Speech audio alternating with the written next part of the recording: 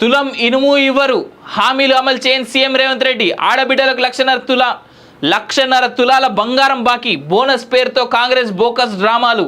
నిరుద్యోగులకు 2 లక్షల ఉద్యోగాలేవి. రాష్ట్రం దివాలా తీసిందని సీఎం అంటారా? అటు 10 ఏండ్ల నిజం, ఇటు 6 నెలల అబద్ధాలు. BRS working president KTR.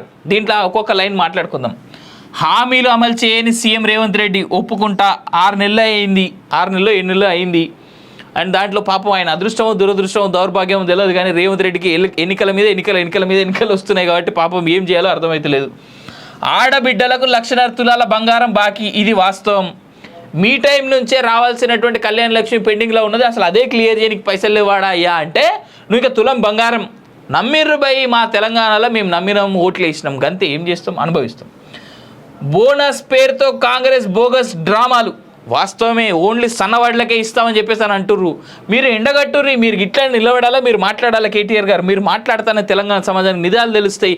ఆ నిజాలతోనే మనం నెక్స్ట్ టైం అయినా కనీసం ఎవరికి ఓటేయాలి ఎవరికి ఓటేద్దా ఆలోచించుకుంటాం. మీరు అడిగేటువంటి వాటి వల్లనే రేవంత్ రెడ్డి చక్కగా దారిలోకి వస్తాడు. చక్కదారిలోకి వచ్చి ఆయన ప్రజలకు చేయాల్సినటువంటి చేస్తాడు.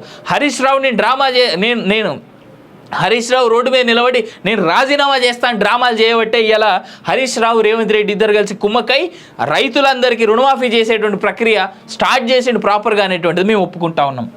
నిరుద్యోగులకు 2 లక్షల ఉద్యోగాలేవి. మీకు సాతగాక మీరు ఇచ్చినటువంటి 30,000 ఉద్యోగాలు అప్పుడే ఇచ్చేసి ఉంటే ఇలా ఈ 30,000 కూడా కాంగ్రెస్ ఖాతాలోకి పోయేటి కావు.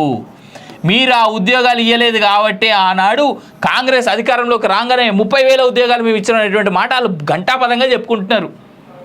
మీకు సాతగాక కేటీఆర్ గారు, మీకు సాతగాక రాష్ట్రం దివాలా తీసిందని సీఎం అంటారా? అన్నాడు ఆల్రెడీ. లంక బిందెలు ఉంటాయేమో అనుకుని వచ్చినా కానీ ఇక్కడ ఏం లేవు, ఇంత లుట్టపీసాయని చెప్పేసి దివాలా తీసింది. దివాలా తీసినటువంటి ప్రక్రియకి మీరే నాంది వలికిరు. ఇవాళ రాష్ట్రంలో పైసలు లేకుండా చేసిరు. అటు 10 ఏండ్ల నిజం, ఇటు 6 నెలల అబద్ధాలు. 10 ఏండ్ల నిజం, రాష్ట్రం 5 లక్షల కోట్ల అప్పు. ఎవరు కట్టాలి?